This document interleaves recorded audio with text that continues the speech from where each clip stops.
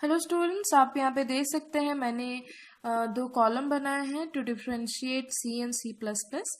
तो अभी चलिए मैं आपको एक्सप्लेन करती हूँ C and C plus plus में क्या डिफरेंस है। तो C follows the procedural programming paradigm. मैंने जैसे कि आपको प्रीवियस वीडियो में बताया था, सी एक प्रोसीड्यूरल या फिर स्ट्रक्चर ओरिएंटेड दोनों बोल सकते हैं। तो C follows the procedural and structure oriented programming language, but C++ is a multi-paradigm language. Multi paradigm language मतलब ये बहुत सारे टाइप के प्रोग्रामिंग लैंग्वेज को फॉलो करता है। जैसे कि मैंने आपको बताया था, मोनोलिथिक है, प्रोसीड्यूरल है, स्ट्रक्चरल है, ऑब्जेक्ट ओरिएंटेड है। ये चारों के गुण है सी प्लस प्लस में।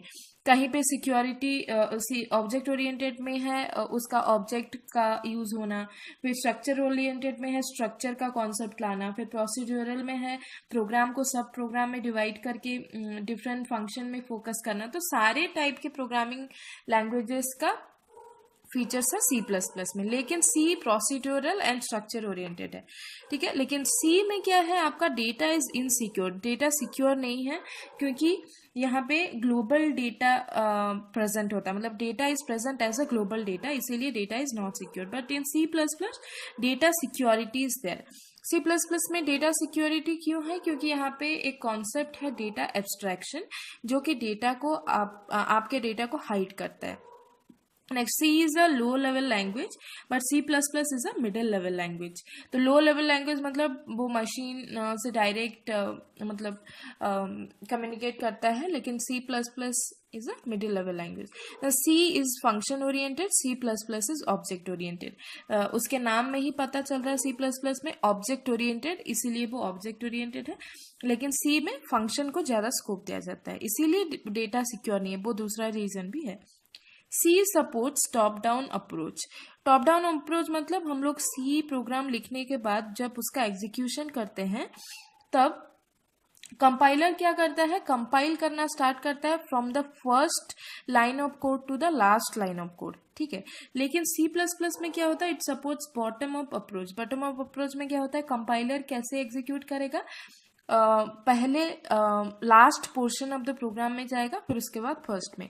तो जैसे कि मैं एक एग्जांपल देती हूँ, सी में क्या होता है, पहले मेन पार्ट होता है, उसके बाद फंक्शन होता है, उसी तरह से रिप्रेजेंट होता है। लेकिन सी प्लस प्लस में पहले वेरिएबल डिक्लेरेशन, फंक्शन, वही सब होगा, लेकिन लास्ट में मेन रहता है। तो हमेशा आपको ये पता है कि प्रोग्राम एग्जीक्यूशन मेन से स्टार्ट होता है। तो सी में मेन से स्टार्ट हुआ तो टॉप डाउन अप्रोच हुआ। सी प्लस प्लस में मेन पार्ट लास्ट में है, इसीलिए वो बॉटम अप अप्रोच हो रहा है। Then C does not have function facility of function overloading. तो यहाँ पे फंक्शन ओवरलोडिंग नहीं है। अब ये फंक्शन ओवरलोडिंग क्या है, सेम फंक्शन नेम और डिफरेंट आर्ग्यूमेंट के हिसाब से हम लोग एक फंक्शन को बार बार यूज कर सकते हैं, जो कि सी में नहीं है, सी प्लस प्लस में है। And by default return type of main function is, और return type is void, but यहाँ पे by default return type of the main function is integer. तो यहाँ पे रिटर्न टाइप वॉइड है, यहाँ पे इंटीजर है। तो ये है basic difference between C and C plus plus. Next video में हम लोग देखेंगे introduction to object oriented programming language, उसके बाद हम लोग डिटेल में स्टार्ट करेंगे। Thank you.